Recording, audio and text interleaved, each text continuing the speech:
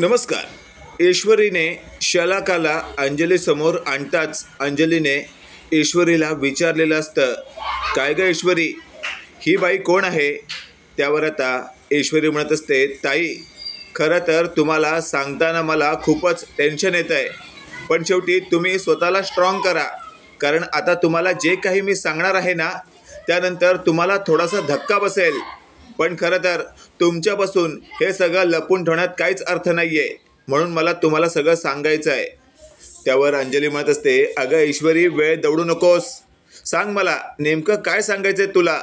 त्यावर लगेचच आता थेट ईश्वरीने अंजलीला असं म्हटलेलं असतं, ही बाई दुसरी तिसरी कोणी नसून राकेशजी यांची पहिली बायको आहे।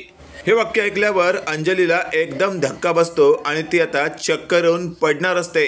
त्याच वेळेला ईश्वरीने तिला सावरलेलं असतं आणि लगेचच ईश्वरी म्हणत असते, नाही हा नाही अंजली ताई, अजिबात अशी चक्कर येऊ द्यायची नाही।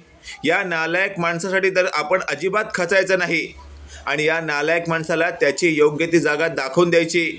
त्याने आपल्याला फसवलंय, त्याने आपल्याला जो काही त्रास दिलाय ना त्याच्या 10 पट त्रास आपण त्याला द्यायचा। त्यावर लगेचच आता शलाका म्हणत असते, हो ताई मीही आता तुमच्या बरोबर आहे, मला या माणसाला अजिबातच सुखाने राहू द्यायचं नाही आहे, कारण या माणसाने माझं नाही तुमचं नाही ईश्वरीचं सुद्धा आयुष्य बर्बाद करण्याचा प्रयत्न केला।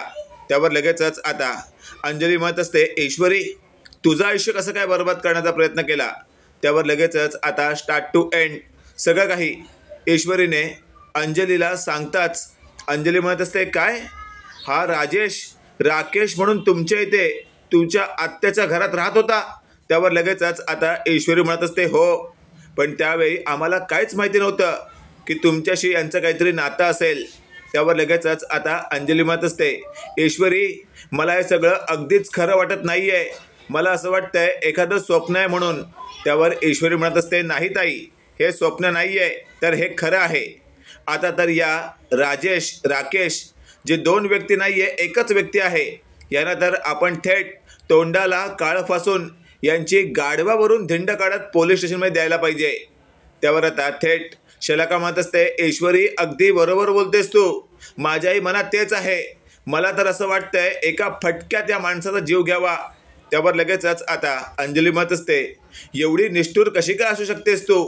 त्यावर लगेचच आता अंजलीला ईश्वरीच्या बाजूला उभे असलेले शलाका म्हणत असते, अंजली ताई खरं तर या माणसाने एकेकाळी मला ठार मारण्याचा प्रयत्न केला आणि त्यानंतर थेट बेशुद्ध करून मला बॅगेमध्ये भरून एका बीचवर नेऊन त्याने टाकलं होतं।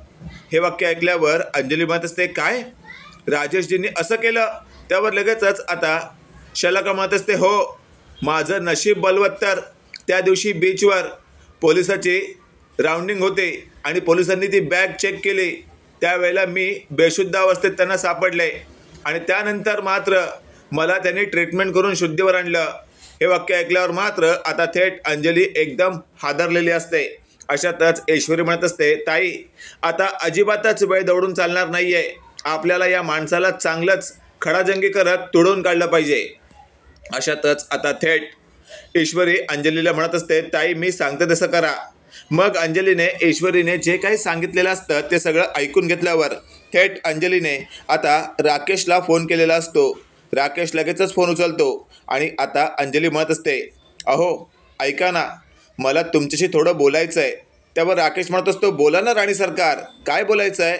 त्यावर आता अंजली म्हणत असते, अहो आपली ईश्वरी आहे ना, तिला पुन्हा चक्कर आली आहे, आपल्याला तिला हॉस्पिटलला लवकर ॲडमिट करावी लागेल। त्यावर लगेचच आता राकेश म्हणत असतो, अरे बापरे असं काय झालं अचानक? त्यावर अंजली म्हणत असते, ते काय माहिती नाही, पण इथे अर्णवसुद्धा नाही आहे, एका मीटिंगसाठी तो बाहेर गेला आहे, तुम्ही आलात तर खूप बरं होईल। कसं आहे ना, तुम्ही तिला उचलून लवकरात लवकर गाडीत भरून हॉस्पिटलला नेऊ तरी शकता। अशातच आता थेट राकेश म्हणत असतो, ठीक आहे आलोच मी। आणि लगेचच आता राकेश फोन ठेवून स्वतःशी बोलत असतो, अरे वा आज तर जबरदस्त मौका आहे, माझी स्वतःचीच बायको माझ्या होणाऱ्या बायकोला थेट मला मिठीत घ्यायला म्हणते, आता तर माझ्या हातात 2-2 लाडू आहेत, कोणता खाऊ? एक काम करतो, वेळ भेटेल तसा दोन्ही खातो। आणि लगेचच आता राकेश थेट धावत ईश्वरी जिथे झोपण्याचं नाटक करून असते तिथे पोहोचलेला असतो आणि लगेचच आता आजूबाजूला कोण नाही आहे याचा अंदाज घेत तो समजत असतो की ऐश्वरी बेशुद्ध आहे, तिला मिठी मारली काय किंवा तिला उठवलं काय.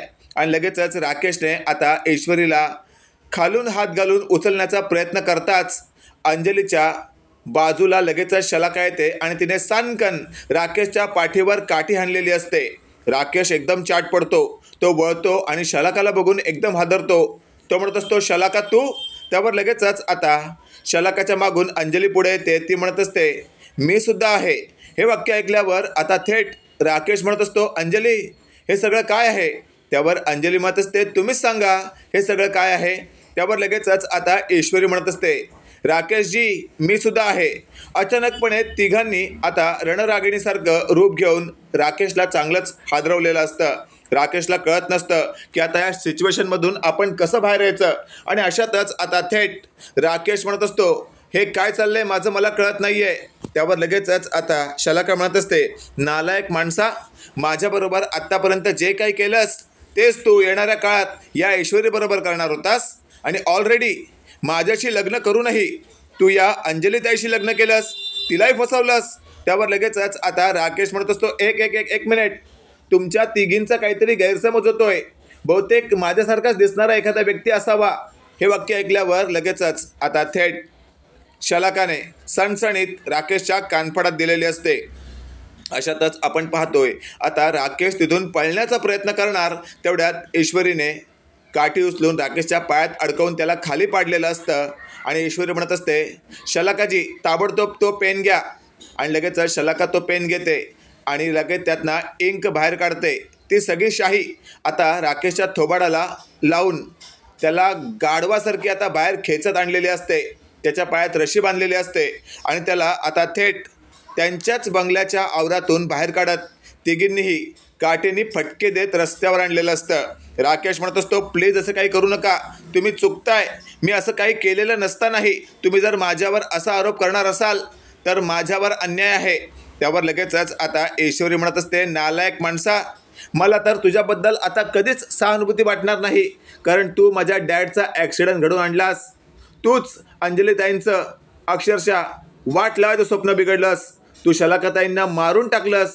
हे वाक्य ऐकल्यावर मात्र राकेश म्हणत असतो, ऐश्वरीजी अहो चुकताय तुम्ही, मी काहीच केलेलं नाही आहे. आणि तेवढंच आपण पाहतोय आता राकेशच्या पाठीमागेच अर्णव उभा असतो.